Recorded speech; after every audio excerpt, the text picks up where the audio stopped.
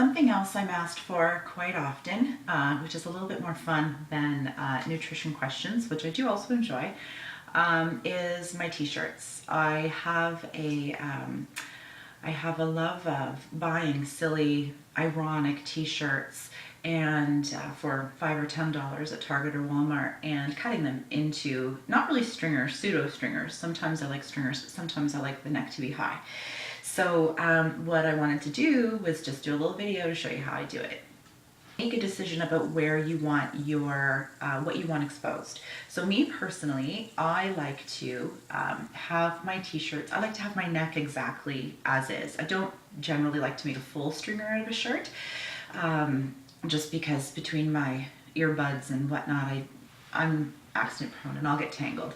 So what I like to do is cut mine down, because I wear a sport bra underneath. I like to cut mine so that they come down just kind of about mid-torso, so you can see the end of my bra. You can see a little bit of skin underneath my my sport bra. I just find that a little better ventilation. So the key to doing that, though, is to cut around your graphic. So, and this is kind of one of those things, just cut and try it on and see how you like it, and then cut it again. It's a $5 t-shirt. So what I'm going to do is I'm going to show you that I like to cut it a little bit closer to the neck than some do. So I'm going to cut maybe about an inch away from the neck and down. And the goal is to kind of go in a diagonal as opposed to just going straight down, because then it's just going to look like an apron. So I like to go in a bit of a diagonal and cut it. Again, if I've decided to come down halfway down my torso, that'll land me about here. So you can use chalk to measure it first if you want to put it on and see how that looks. But other than that, it's not really very scientific. So what I do is I lay it flat, and then I cut from the neck and down in very short snips so that I don't over snip something, or I don't end up with it being uneven. So it's going to be just as open at the front as it is at the back. So I'm going to cut one side and let you have a look at that. So I have gone ahead and cut one side of the t-shirt. So again, I started about less than an inch from the neckline, and I cut in my diagonal, and I just kind of cut straight to the end of the graphic and then stopped, and then I cut from the end of the graphic right back down to the side. So in this one, I went down a bit further than you might be comfortable going down at first, but so when I see it's cut, as you can see, the front and back are cut at the same time, so it's going to be exactly the same opening on either side. So when I do open it up,